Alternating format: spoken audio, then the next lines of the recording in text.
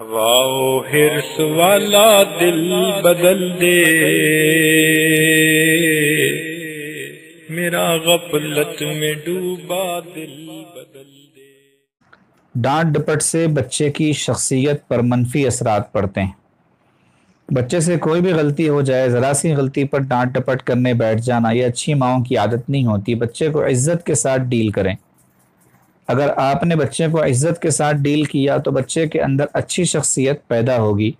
اگر آپ نے بات بات پر ڈانٹنا شروع کر دیا تو بچے کی صفات کھل نہیں سکیں گی، اس کی شخصیت کے اندر کبھی قائدانہ صفات پیدا نہیں ہوں گی۔ اس لیے بچے کی تربیت کرنا ماں کا اولین فریضہ ہوتا ہے۔ بات بات پر بیجا ڈانٹ ڈپٹ کرنا یہ بھی صحیح نہیں ہے۔ 5 مرتبہ 6 مرتبہ 7 مرتبہ دیکھ کر 1 مرتبہ کل ملا کر سمجھانا یہ اچھا ہے، اس سے کہ جو ہے دن بھر میں 10 مرتبہ اس کو ڈانٹ دیں تو وہ بیچارہ جھڑکیاں سننے کا عادی ہو جائے گا، ڈانٹی سننے کا عادی ہو جائے گا، پھر وہ بغیر ڈانٹ کے کام کرے گا بھی نہیں۔ جیسے بعض لوگ کہتے ہیں نا کہ فلاں طرح کے جو لوگ ہوتے ہیں، فلاں قسم کے جو لوگ ہوتے ہیں وہ ڈانٹ ڈپٹ سے ہٹ کے سنتے ہی نہیں، ان کو تو جو ہے گالی سے ہی بات کرنا پڑتا ہے۔ تو یہ غلط تھنکنگ ہے، غلط سوچ ہے کہ ان کی تربیت ہی ایسی ہوئی شروع سے کہ وہ بیچارہ عادی ہی اس چیز کا بن گیا، حالانکہ وہ بھی نرمی سے سن سکتے ہیں، محبت سے سن سکتے ہیں۔ تو بچہ جو ہے نوکر ہی بن جائے گا۔ پھر جھڑکیاں کھانے والے کون ہوتے ہیں؟ نوکر ہوتے ہیں، اور جھڑکیاں دینے والے سیٹ ہوتے ہیں۔ اسی لیے فرما رہے ہیں کہ قائدانہ صفات بچے میں نہیں پیدا ہوں گی۔ لیڈرشپ جس کو کہتے ہیں، اس کے جو طور طریقے ہیں وہ بچے کے اندر نہیں آئیں گے۔ اگر بچے سے غلطی ہو جائے یا نقصان ہو جائے تو بچے کو پیار سے سمجھائیں۔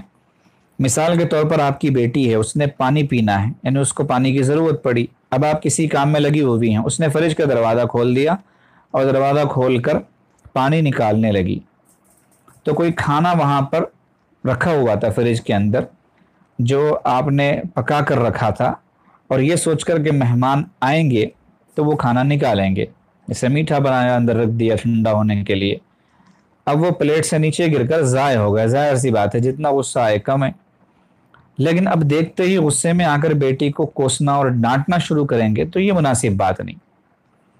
آپ آئیں اور بیٹی کو پیار سے کہیں، بیٹی کوئی بات نہیں، یہ تو مقدر میں تھا، جیسے ہی اللہ نے لکھا تھا اس کو نیچے گرنا ہی تھا، کوئی بات نہیں، آئندہ اگر تمہیں کسی چیز کی ضرورت ہو تو میں تمہیں اٹھا کر دے دیا کروں گی، مجھے کہہ دیا کرو، آپ بالکل پریشان نہ ہو، یہ اللہ کی طرف سے ایسے ہی ہونا تھا۔ تو بچی کو بھی احساس ہوگا کہ اتنے بڑے نقصان پر امی نے مجھے نہیں ڈانٹا، تو اس سے بھی احساس ہوگا، پھر وہ کیا کہے گی آگے؟ جب آپ ایسا کہیں گی تو بیٹی آگے سے جواب دے گی، امی میں آئندہ احتیاط کروں گی، میں گندی بچی نہیں بنوں گی، میں آپ کو ہی ایسی باتیں بتا دیا کروں گی۔ پھر بیٹی آپ سے پوچھے گی کہ امی اگر ابو آئیں گے تو آپ ڈانٹیں گی تو نہیں؟ یعنی وہ آنے کے بعد میں تو کچھ مسئلہ نہیں بنے گا، آپ نے تو نہیں ڈانٹا، کہ ابو کو اگر پتہ چل گیا کہ میں نے نقصان کیا ہے تو وہ مجھے ماریں گے تو نہیں؟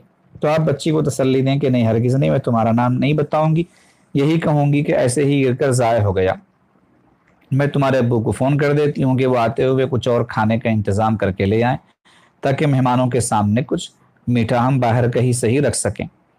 تو ایسی بات میں آپ کو اس بات کا تجربہ ہوگا کہ بچی آپ کو اپنا نگہبان سمجھے گی، سر کا سایہ سمجھے گی، وہ سمجھے گی کہ ماں میرے عیبوں کو چھپاتی ہے، میرا ساتھ دیتی ہے۔ پہلی غلطی پر آپ اس طرح کا ریاکشن اگر دکھائیں گے بچوں کو تو وہ دوبارہ غلطی ہرگز نہیں کریں گے۔ آپ کہیں گے نہیں عادت ہو جائے گی، دوبارہ ایسے ہی گرائیں گے، نہیں، ایسا نہیں ہوگا۔ اللہ نے کسی کو اتنا بھی زیادہ برا نہیں بنایا، اتنا بھی زیادہ بگڑا ہوا نہیں بنایا۔ پہلی بار غلطی ہوتی ہے، اس کو ایسے سمجھانے پر مسئلہ جو ہے وہ حل ہو جاتا ہے۔ بچوں کو سکھائیں کہ کسی چیز کا نقصان ہو جائے تو وہ فوراً کہیں انا للہ و انا الیہ راجعون، چھوٹا سا بھی نقصان ہو جائے تو انا للہ پڑھنا سکھائیں۔ بچے نے گیند سے کھیلنا شروع کیا گھر ہی میں، ہال میں مثال کے طور پر، وہ لائٹ کو جا کر لگ گیا بال، اب لائٹ گر گئی، ٹوٹ پھوٹ گئی، کانچ بکھر گئی فرش پر، اب یہ غصے کا اسی بال سے بچے کو مارنے کا یا بیٹ لے کر بچے کو مارنے کا موقع نہیں ہے۔ اس کو بٹھانا، بولنا کہ بچے دیکھو مقدر میں تھا کہ تمہارا بال جو ہے وہ لگے اس پر، اور پھر اس طریقے سے یہ ٹوٹ کر گرے اور یہ کانچ پھیلے، مقدر میں تو بے شک تھا، لیکن آپ نے غلط طریقہ اختیار کیا کہ آپ ہال میں کھیلنے لگے، آپ کو باہر جا کر کھیلنا چاہیے تھا، چلے کوئی بات نہیں، آپ آئندہ ایسے نہ کریں، اب آپ ایک جگہ بیٹھ جائیے، کانچ ورنہ جو ہے آپ کے پیروں میں لگ جائے گی، پھر اس کو بٹھا کر اس کو آرام سے ایک جگہ رکھ کر کانچ وغیرہ سمیٹیں گے اور اس طرح نرمی سے اس کو سمجھائیں گے تو وہ دوبارہ کبھی نہیں کھیلے گا ہال میں۔ تو اس طریقے سے تربیت کے انداز ہوتے ہیں۔ بچپن میں جب ماں اپنے بچوں کی ہمدرد و غمگسار بنے گی تو بڑی ہو کر یہی بچی ہوگی جو آپ کے دکھ بانٹے گی اور آپ کی خدمت میں پوری زندگی گزار دے گی۔ اسی طرح بچی کے اندر شخصیت کی عظمت کو پیدا کرے اور بچی کے دل میں اللہ کی محبت پیدا کریں۔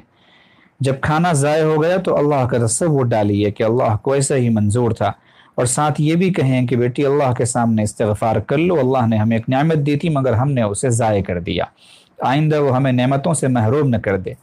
جب آپ بچی کو اس بہانے سے اللہ کی نعمتوں کی طرف توجہ دلائیں گی تو بے اختیار اس کے دل میں ایمان مضبوط ہوگا۔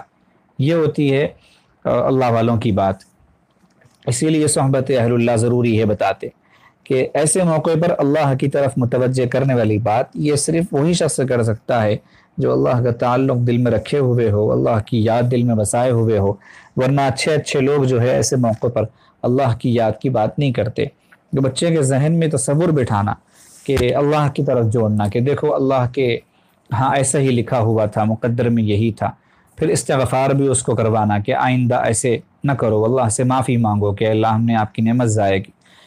تو اٹھتے بیٹھتے چلتے پھرتے بچے کے سامنے اللہ اللہ اللہ آتا رہے گا تو پھر انشاءاللہ بچپن ہی سے اللہ کا تعلق جو ہے وہ بچے کو نصیب ہو جائے گا، پھر آگے اس کے لیے آسان ہو جائے گا اللہ کی محبت میں اپنے آپ کو ذکر میں بٹھانا، اصلاح و تربیت کے لیے اپنے کو کسی کے سپرد کرنا وغیرہ۔